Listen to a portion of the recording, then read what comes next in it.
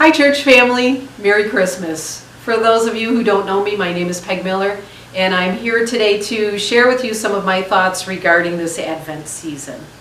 As many of you know, our church has been hosting an e-learning program for our Crossroads families since the school year began the end of August. At the end of November, Nancy Pelpant and I delivered Advent calendars, activity booklets, and ornaments for coloring to each of the families. When I first received these calendars, I took a look at each of the verses to get an idea of what messages they would convey. I decided that the verses on their own might not be clear as to what they had to do with Advent, so I pulled out a few commentaries and, to the best of my ability, gave a short explanation of each verse's meaning. I also realized that some of the words I used might need explanation for children to really understand, and possibly their parents too. Words like Messiah, fruit, submission, righteousness, salvation, and faith. After delivering the calendars, I realized the one word I hadn't explained the meaning of: Advent. Well, after all, I knew what Advent was. Or did I? Watching and listening to the daily devotions really started me thinking about the real meat of the idea of Advent. So, here's what I've learned about Advent. In Latin, Advent means coming or arrival. It means expectant waiting and preparation for the coming of Jesus, the Messiah, into the world. Prepare for the birth of Jesus. But he's already come. He's already been here. So what are we preparing for? A little more research revealed that by the 6th century, Roman Christians tied Advent not to Christ's first coming, but his second coming in the clouds as judge of the world. Merriam-Webster's dictionary even defines Advent as both the coming of Christ at the Incarnation and second coming. Well, this had my head and my thoughts really spinning now.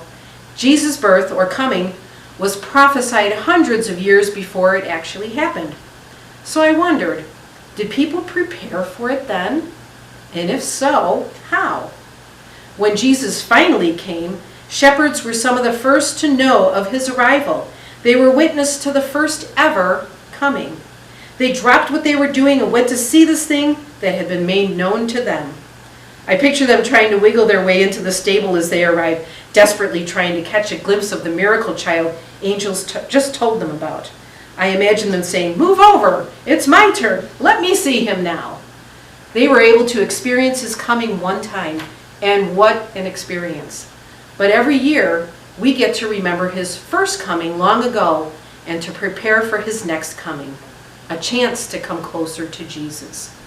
There are actually 3 comings that we need to be aware of.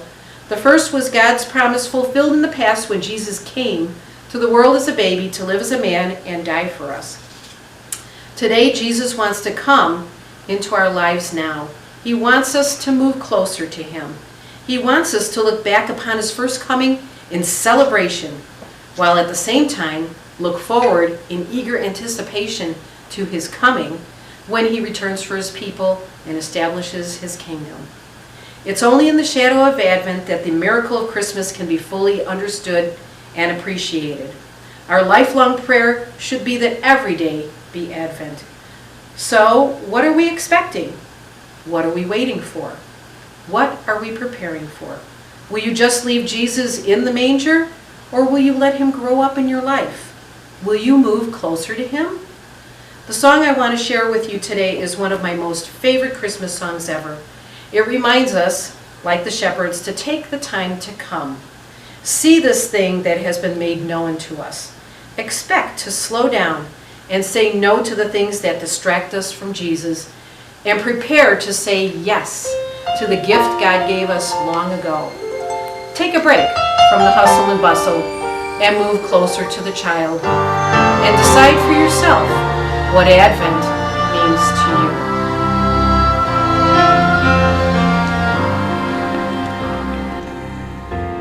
'Twas the night before Christmas, and my only desire was peace among kids and to rest by the fire. I'd just settled down in my favorite chair when I heard a small voice and a cry of despair. As I stared at the hearth, I saw a strange sight. Our nativity seen in the flickering light seemed almost alive. And how could this be? One lonely shepherd was calling to me.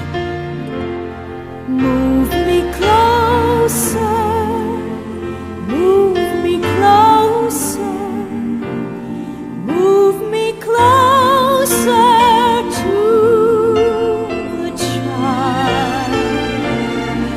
Let me see him, let me hold his hand. Move me closer to the child.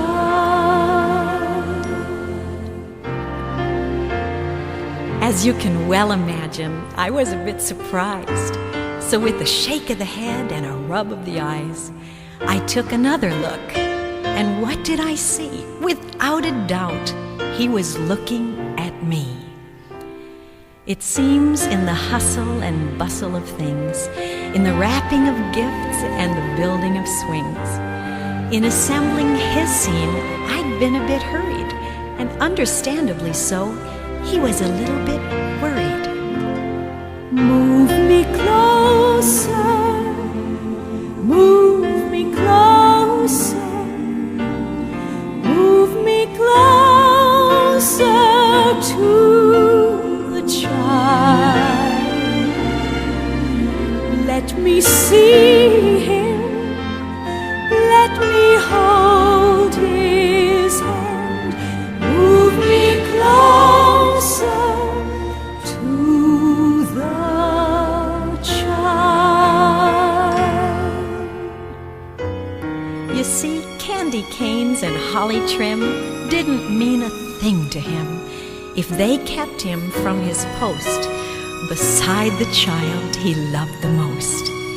So as strange I know as it must seem, whether it was or wasn't a dream, I placed him back where he belonged as he sang again his simple song. And now when we at Christmas share, we sing his song, A Shepherd's Prayer.